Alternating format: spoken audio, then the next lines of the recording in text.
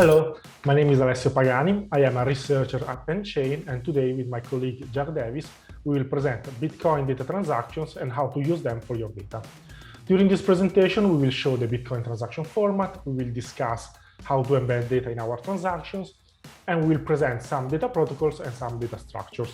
So if we want to create a data transaction, the first question is, how do we create a transaction? So how can we create ledger entries in Bitcoin? So before talking about data, we will talk over the transaction format, we will inspect a transaction in JSON, we will briefly discuss Bitcoin scripts, and we will also create a transaction using the Bitcoin client. The primary functionality of a Bitcoin transaction is to transfer custody of Bitcoin from one to another. We can see in this slide the most important fields of a transaction, but for the sake of this presentation, it's important to notice that each transaction always has a list of inputs and a list of outputs. Each input has a reference to an output from a previous transaction plus a script, while each output has always the value being transferred plus another script. A script is essentially a list of instructions that describes how the next person wanting to spend the Bitcoins being transferred can gain access to them. In general, the script in the input is called unlocking script, while the input in the output is called locking script. Scripts are important for us because, as we will see shortly, they will help us to carry data. So you can think of transactions as packets that we will use to include our data. This is an example of a real transaction in JSON format. These views can be obtained from Bitcoin CLI or any other explorer, such as Watson Chain. And here we can see all the fields that we discussed before, including the list of inputs in the vin and the list of outputs in the vout. I would like to focus on the vout, so on the outputs. And as you can see, we have a field called script public key. And here we have our output script or our locking script that we will use to embed our data. Note that these JSON representations often include some metadata which are derived from the transaction, but they are not strictly part of it. An example is the transaction ID. Another example is the ASM of the, for example, script public key. The ASM, so the assembly representation, is not part of the message, but is derived from the X representation, which is the one that is actually part of the message. Now, a quick focus on scripts. As we said, scripts are a list of instructions that describe how a person that wanting to spend Bitcoins can gain access to them. The most common public script is the pay to public key hash. Here we have a public key hash in the locking script. And if we want to spend them, we have to provide a signature in the unlocking script. We can have more complex portions of script if we want to achieve additional functionalities. For example, we have hash puzzles, where in the locking script, we have the hash of a secret. And if we want to spend it, we have to provide in the unlocking script the entire secret. We also have R puzzles, where there is a secret that is in the same form, mathematical form of a Bitcoin private key, and it must be known by the spender. We can quickly get to very large scripts where we might want to abstract away. An example is the op push transaction, which works as a pseudo opcode, which pushes the current transaction into the stack. This is an example of a very complex script with hundreds or even thousands of opcodes. This is used to create a very complex behavior, or maybe a smart contracts. Now I will hand over to my colleague Jack that will show you some demos. Over to you, Jack. Thanks very much, Alessio. So I'm going to give a very brief demonstration on how to use the Bitcoin command line interface, or Bitcoin CLI, to generate transactions. So on the left here, I've got Bitcoin running in the background, and then I've added a few users for the demonstration as nodes. So we've got Alice and we've got Bob. And then I've just used the list unspent command to generate this address array here for Alice's unspent output addresses. And then I've also generated a fresh address for Bob using the get new address command. So now, if we want to send money from Alice to Bob, then all I need to do is use the send to address command. So if I move down here, we want to send to Bob from Alice. So I'll choose data equals Alice. And then I'm going to use the send to address command. And then I need to pass it 2 arguments. So I need to give it the address we want to send to, which is this we just generated, and then pick the amount. So let's say 5 Bitcoins will send. Then when I hit enter, I get this TXID come back. So this is basically confirming that we've just generated a valid transaction. I'm just going to install this in our generated TXID field on the right here for reference later, so we can check that everything's worked correctly.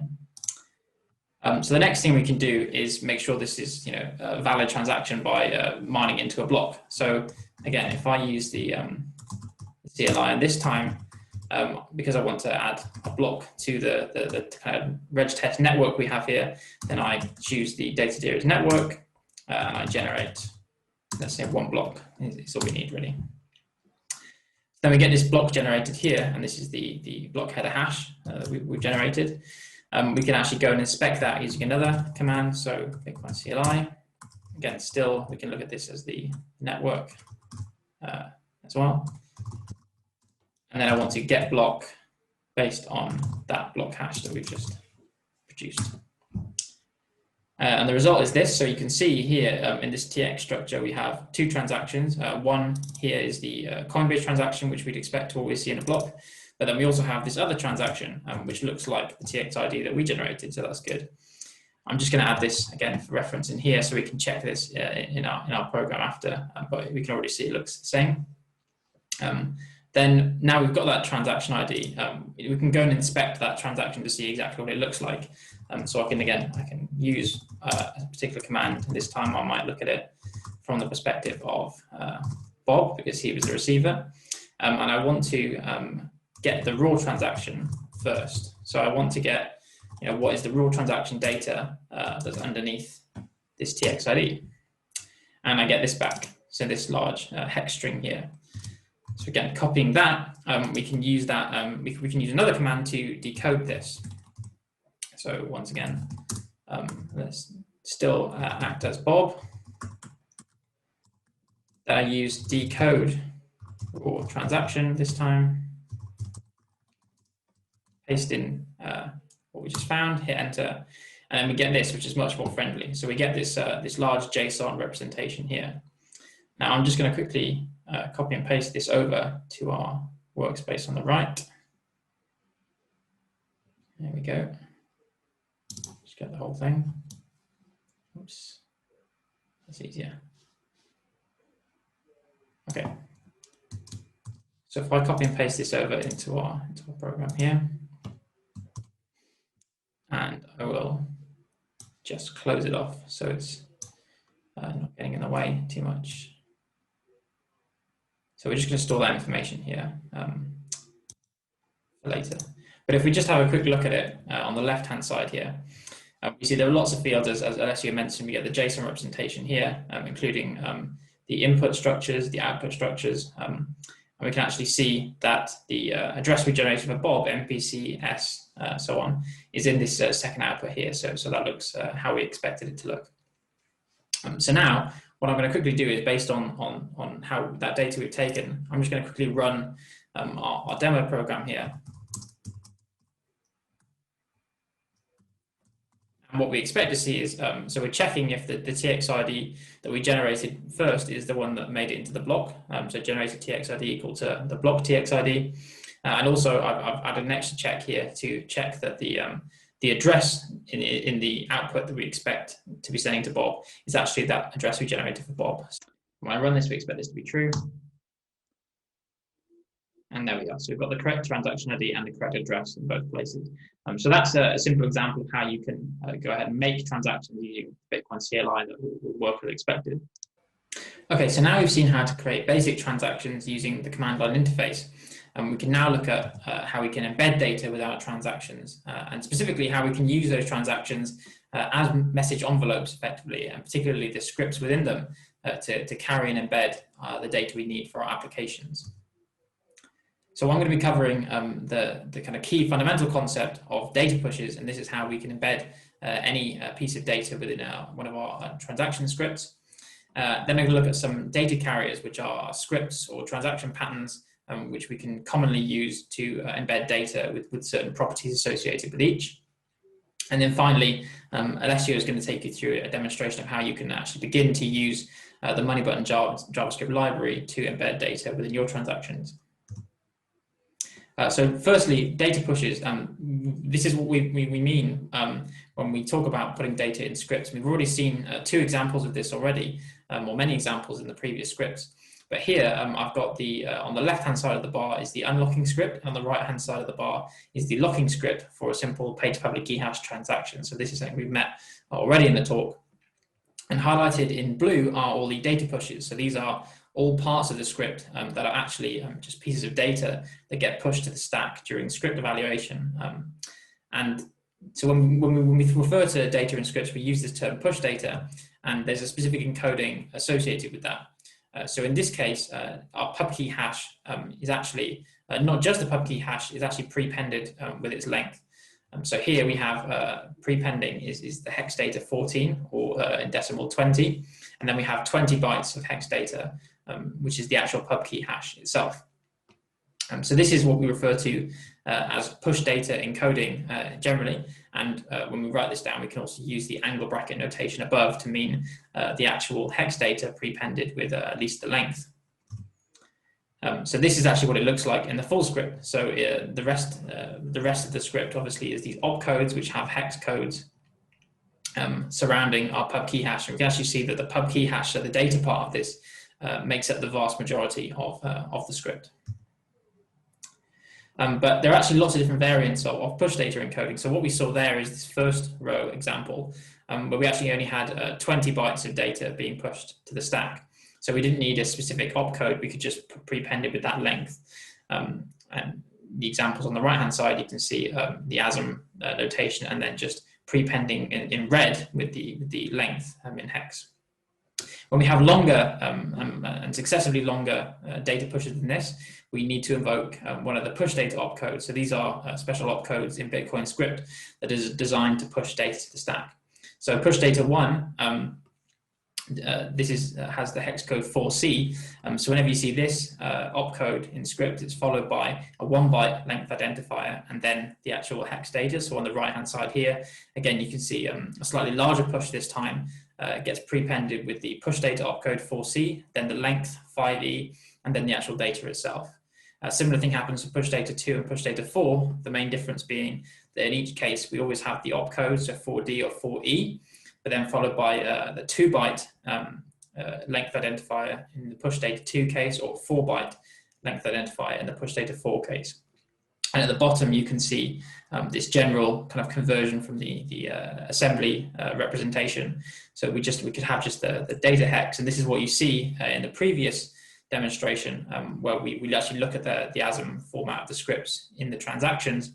But what's actually in the serialized version, so we switch between the serialized and the ASM format in that script in the demonstration, is actually the opcode and the length getting prepended. So this is something to be aware of when we're thinking about it. And push data 4 actually has an upper limit of around 4.3 gigabytes. So that's kind of defines the maximum size of a single data push you can have in a particular script.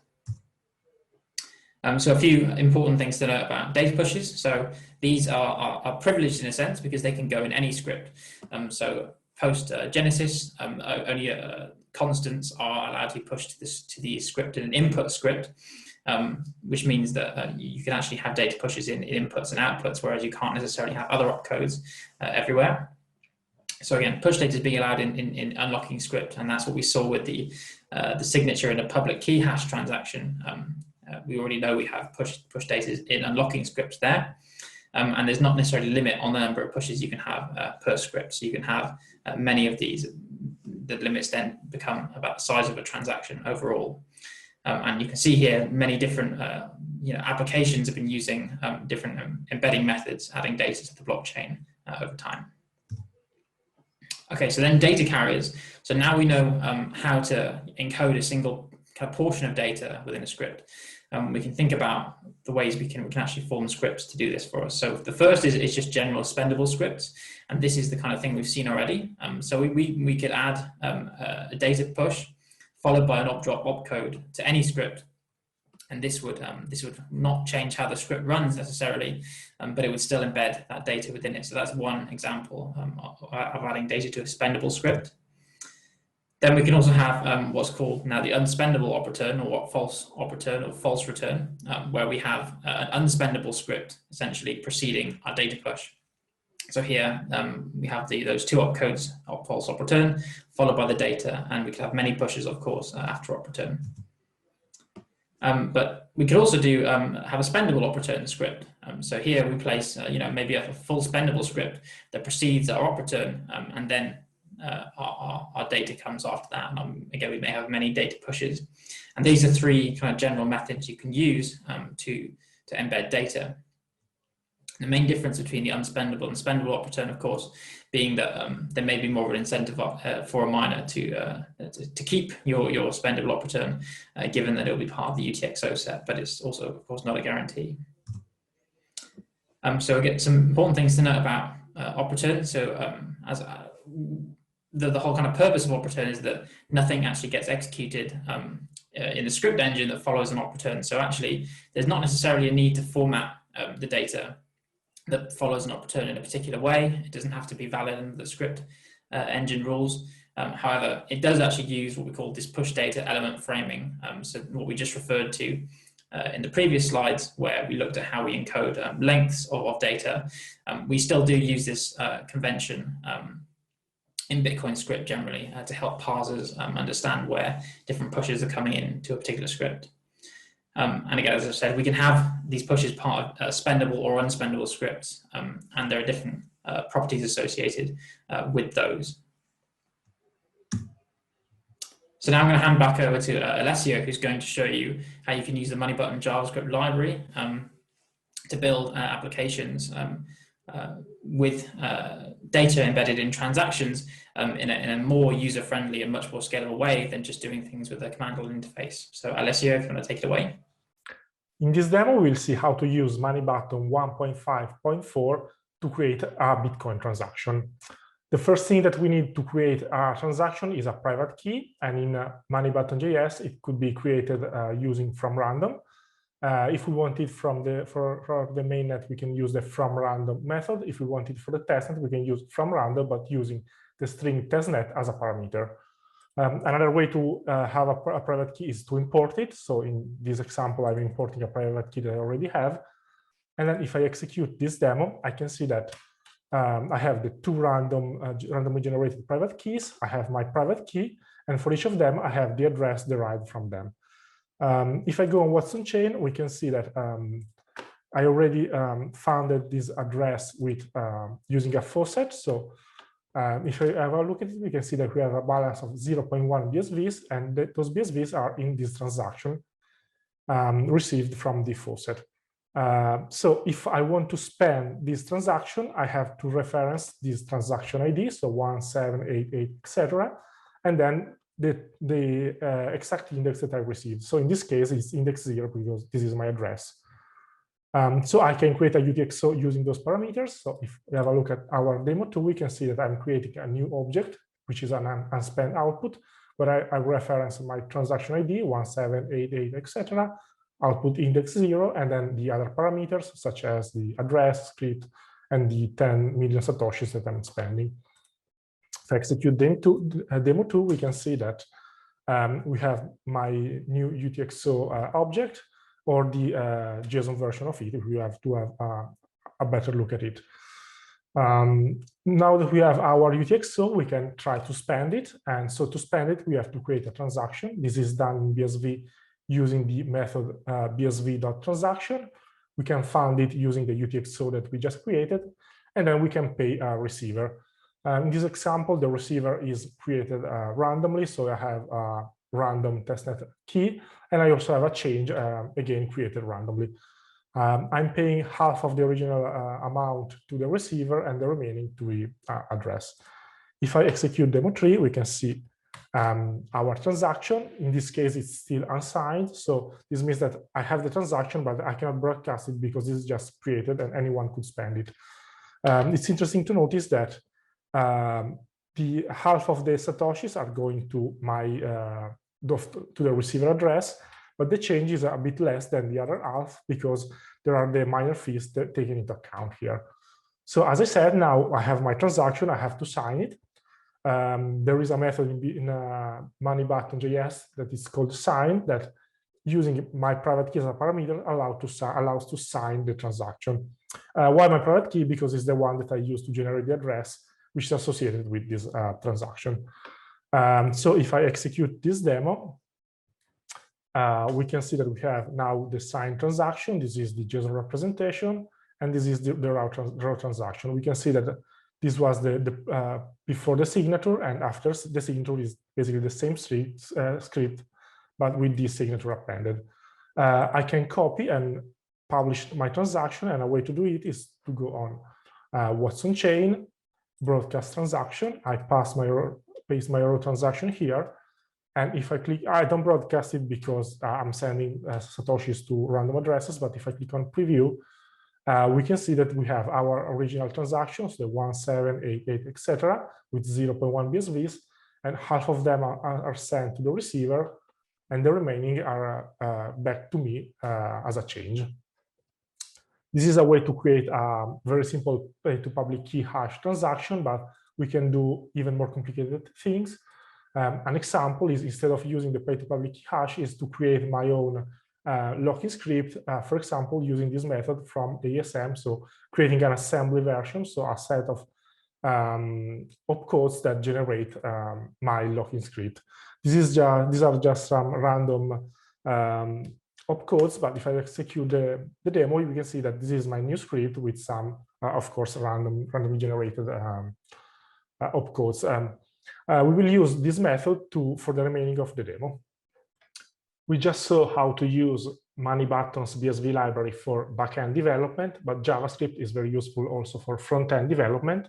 And here we embedded the same library in this very simple HTML page, and we will use it to create a transaction with some complex locking scripts, and then to broadcast it to the blockchain. So we start by importing a wallet using the WIF private key. So we generate from the WIF, we can generate the public key, the address, and we can also import the UTXO associated with this address. So if we check, just to be sure on what's on chain, this address, we can see that the balance is the sum of the UTXOs available to spend. This is a very simple page, so we can spend only one UTXO. So let's say we want to spend this one, and we start to create our transaction. So we start with the first input, which is the one that we just selected. So we have the script public key, the transaction ID, the index, and then the amount of Satoshis. Then we can start to create our outputs. So the first one is a simple pay to public key script. So we can send all the Satoshis to this in this UTXO, in this login script. So we can send all the UTXOs less the fee for the miner. In this case, it's, for simplicity, a basic 1,000 Satoshis fee. We will send it back to our address, again for simplicity, but you can pay whoever you want. And then we have two other outputs. One, it's an unspendable output, and the other one is a spendable output. And we use them to embed some data. In the first example, we have, this is the X for hello world, or unspendable hello world. And here we have the same string, but this says spendable hello world. To the spendable one, we associate also some Satoshis, and we can generate the raw transaction. Of course, if we change something, the transaction will change, or even if we change the amount that we want to send. Then this output will be collected by anyone. We generally want to avoid that, so we will send also this transaction back to us. So instead of opt through, we will add our pay to public key to ourselves. We generate the transaction, then we can copy the raw transaction and broadcast it using what's on chain, for example. So we have a specific tool on what's on chain, broadcast transaction. We paste the raw transaction, and we can broadcast it. Let's see. Okay, successfully broadcasted. It's still on the mempool, of course, but if we analyze the transaction, we can see that we have one input, the one that we chose, and then we have one the first output is our pay to public key to ourselves, and then we have the unspendable output. As you can see, it's 0 of return and the X, which is unspendable hello world. And then we have the same, but with the spendable hello world and the script that allows us to collect the same, the amount of BSV that we associated with this locking script. We can check back our address to see that the transaction has already been included. It's still unconfirmed, so the balance is not updated, but we can see that we spent 998,000 BSVs and we received 997 BSVs. In the last part of our presentation, we will see how to use data protocol and how to use our data transactions to create some application-specific content. We will start with an overview of some BSV data protocols, and then we will see a quick demo on how to use the BSV Python library to create an application. Many different data protocols now exist. These are some just examples. We have B, we have AN, which are protocols used to store and reference data on the Bitcoin blockchains. We have the Metanet protocol, which is a layer 2 overlay protocol that defines a method for creating data structures over Bitcoin. We have RAN, which is a platform used to build applications and tokens on Bitcoin.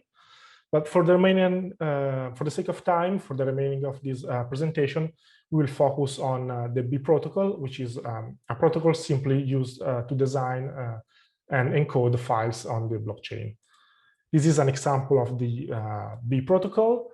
The top shows the syntax of a B protocol output. Typically, it follows an op return, but it could be either a spendable or an unspendable output, as we saw in the demo before, and you can choose the one you prefer depending on your specific application. The bottom shows an example for encoding an actual image. As you can see, the first parameter after the op return is a string. This is a constant, it's publicly available, and it indicates that we are following the B protocol. After that, we have the actual file, so in our case, an image buffer. Then we have the media type. So for our example, image PNG, we have the encoding, binary, and then we have the file name, .png. Both the encoding and the file name are optional, so you don't have to use them if you don't need to. And this is an example of an image uploaded on the blockchain and encoded using the B protocol. This is then displayed using the BitFS service. So the on-chain B encoding within the transactions tell the off-chain service, so our BitFS service, how to parse and display the image from within a web application.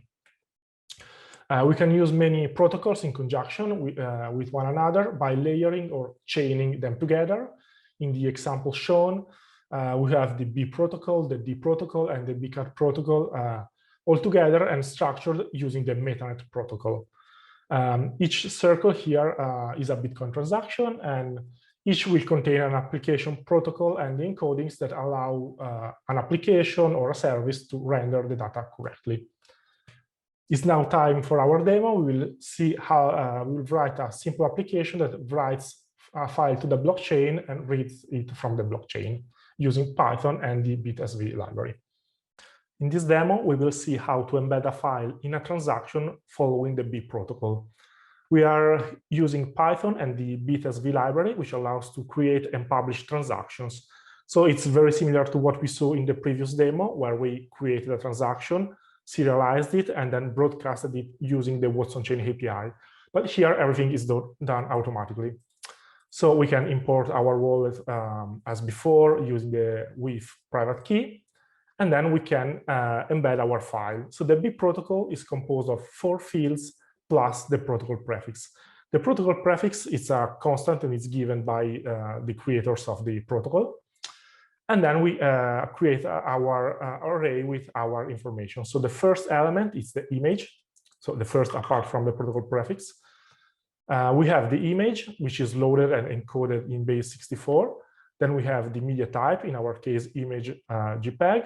Then we have the encoding, so base 64, and then the file name.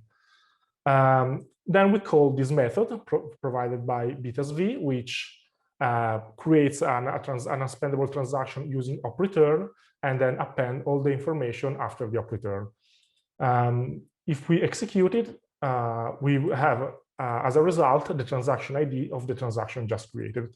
So we can copy it and check what's happening on what's on chain. What you can see is that, of course, the transaction is still unconfirmed, but we have our script with the false op return and all the information about our file. What's on chain already detected that it's a Bitcoin protocol, so it follows the B protocol because we appended the B protocol prefix. What can we do with this transaction? The more trivial thing is download it. So imagine now we are on another laptop. So let's restart our kernel. And of course, what we can do is paste our new transaction and download it. We use the API from what's on chain to download it. And the result is similar to what we saw before. So it's a JSON object with the transaction ID, the inputs, the outputs, and of course, the information that we appended after the return. What's on chain is quite smart. It did part of the job for us. So if we take the part of the JSON where we have the op return, we can already see that it already detected that it's a Bitcoin transaction that follows the B protocol, and it already split it in part our file, our information uploaded. So we have the file, we have the type, the encoding, and the name. So we can write it on our hard drive and see how does it look. Here I appended a dash blockchain to the file name just to distinguish it from the original one. And if we execute this function, we can see that we have a new file just downloaded from the blockchain. It is exactly the same as the one that we uploaded, of course. We can do also more complicated stuff. As an example, if we go back to the demo that we created before, one thing that you didn't notice before is that this image is actually a Bitcoin transaction. We can inspect it, and you can see the ID is actually a Bitcoin transaction. You can look at it on what's on chain, but we can also do something more interesting. So we can take the source code, change the ID of this image, paste the one that we just created, save it, of course. And if we refresh the page, we have a new logo for our page. And this is a Bitcoin transaction that follows the B protocol. What's happening under the hood is basically that we have a jQuery function that iterates on all the images, as you can see, query what's on chain using the ID of the object, of the element, and then it sets the source of the element as the image that it just downloaded from what's on chain. This is the end of our presentation. We saw how to create Bitcoin transactions that carry application data.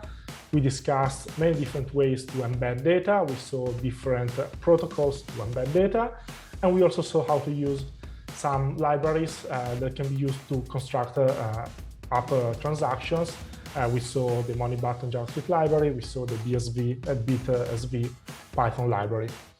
I hope you learned something, and thank you very much. Ciao.